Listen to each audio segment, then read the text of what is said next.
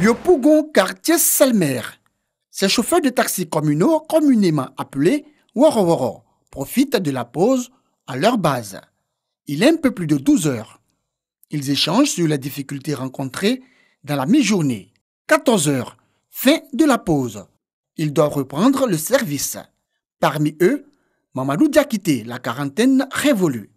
Il est heureux de porter cette blouse sur laquelle est inscrit un numéro identifiant. Avant, nous, les chauffeurs se habillaient en débardeur. Et avec ça, les passagers, les corps avec personne ne nous respectait. Mais aujourd'hui, ils savent que notre corporation, nous sommes en train de mettre du sérieux dedans. Donc ça fait que les habits qu'on avait avant, ça a diminué un peu aujourd'hui. Même s'ils le font, mais ils se retiennent beaucoup parce qu'ils savent que nous sommes organisés. Cet uniforme, une idée selon lui originale à laquelle il adhère fortement. Dans chaque secteur d'activité, c'est l'organisation qui vous rend le plus fort. Tant que vous n'êtes pas organisé, vous ne pouvez pas avoir beaucoup de choses comme bénéfice. Aujourd'hui, ce qu'il peut dire aux autres, c'est de se mettre ensemble et de rejoindre le groupe. Mamadou Diakité n'est pas le seul à se réjouir de cette idée du port de la blouse.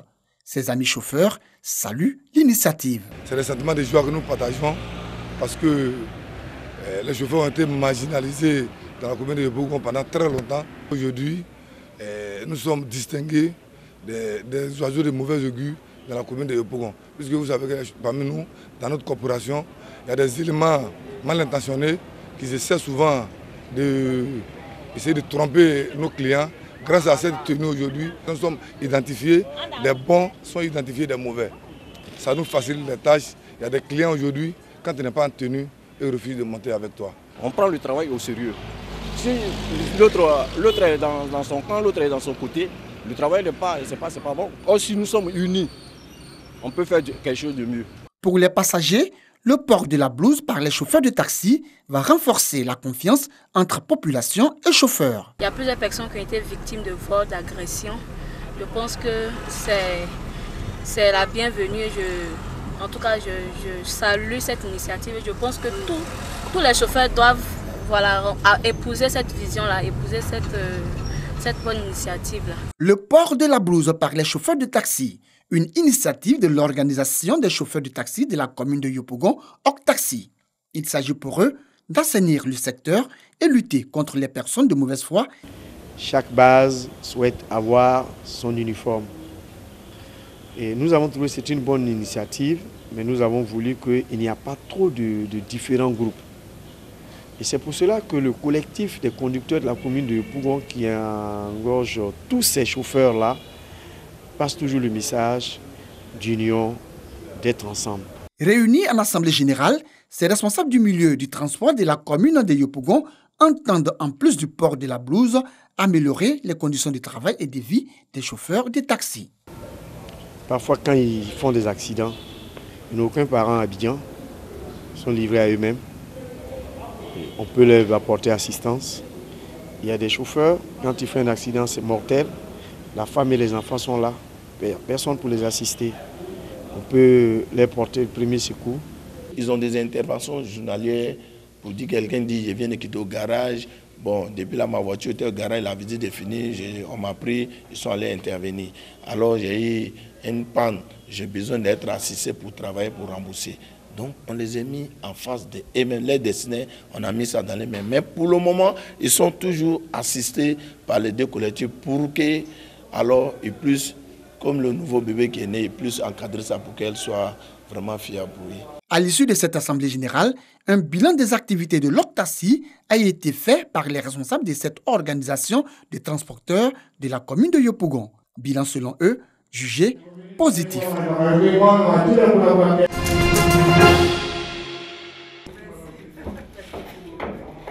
Échange de parapheurs entre le Conseil national des droits de l'homme, CNDH-ECI, et la Fondation Magic System. Le CNDH-ECI renouvelle ainsi pour la 3e fois son partenariat avec la Fondation Magic System. Un partenariat qui s'inscrit dans le cadre de la 12e édition du Festival des musiques urbaines d'Anomabo FEMUA 12. En plus de son aspect sportif et culturel, le FEMUA est une tribune d'échange et d'apprentissage des bonnes pratiques. Les organisateurs de cet événement entendent mettre à la disposition du CNDH-ECI ces différentes plateformes culturelles, scientifiques et sportives afin de permettre à cette organisation des droits de l'homme de vulgariser ses actions. C'est vrai que le droit de l'homme en Côte d'Ivoire ces dernières années a encore évolué et je crois que nous devons à notre tour, avec le secteur d'activité dans lequel nous évoluons, qui est la musique, contribuer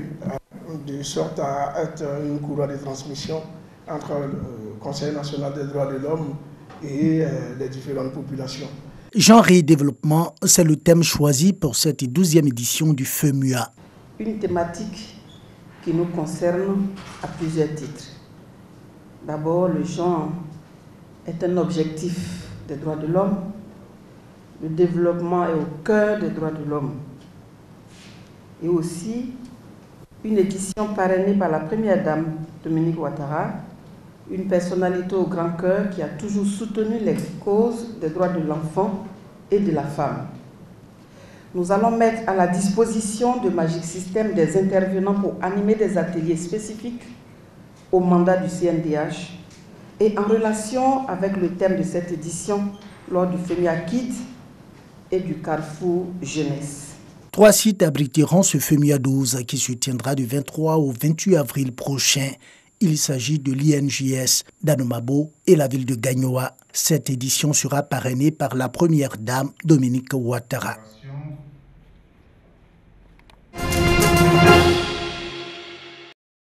Voici ce à quoi va ressembler le stade olympique de San Pedro une fois sorti de terre. Le ministre des Sports, Paulin Daon-Claude, a procédé ce jour au lancement des travaux de construction du stade olympique de San Pedro, en présence de personnalités politiques et surtout sportives, dont l'ancien capitaine des éléphants, Didier Drogba, le maire de San Pedro, tout en se félicitant du choix de sa commune pour abriter ce stade olympique, a décidé de participer au développement du sport dans sa cité en construisant une école de football. Pour le conseiller commercial représentant l'ambassadeur de Chine en Côte d'Ivoire, la construction de ce stade matérialise une fois de plus les relations bilatérales entre les deux pays.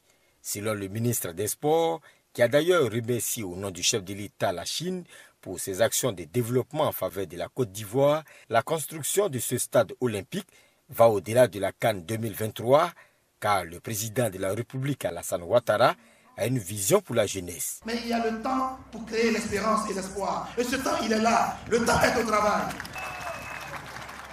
San Pedro peut porter témoignage. Hier, c'était encore l'université de San Pedro. Et aujourd'hui, voilà les infrastructures sportives et d'hébergement pour San Pedro. Je suis donc particulièrement heureux. Nous voulons que le sport serve de creuset de réconciliation. Que le sport crée le sursaut national, mais aussi que le sport contribue au bien-être des Ivoiriens. Un stade olympique de 20 000 places qui sera bâti sur une superficie de 22 hectares avec 4 terrains d'entraînement et une cité Cannes de 32 villas pour un coût estimé à plus de 41 milliards de francs CFA. La livraison de ce stade olympique est prévue dans 2 ans. Oscar au saumon fumé et caviar. Wolfgang Luc cuisine pour la plus prestigieuse soirée de Lourdes. Il connaît sur le bout des doigts les goûts des stars. Là, c'est un de nos plats traditionnels. C'est un toast avec de la crème fraîche, du saumon fumé et du caviar. Le toast a la forme d'un Oscar, on en fait 3500. C'est beaucoup de saumon fumé. Ils sont 200 cuisines et 850 serveurs pour égaler les 1500 convives. On s'occupe des Oscars depuis 25 ans. C'est incroyable. Je me souviens de la première fois, c'était dans le centre-ville. On avait monté la cuisine sur un parking. Il pleuvait, il y avait du vent, c'était vraiment difficile. Désormais, on a 2 cuisines, dernier cri. C'est bien plus facile. Je crois vraiment que le cinéma est mondial. On a des films français, italiens, anglais et maintenant mexicains avec Roma. Notre cuisine est un peu comme cela. On a des influences d'Asie, d'Italie, de France, comme avec notre loup de mer grillé, comme en France. We have a loup de mer grilled like in France.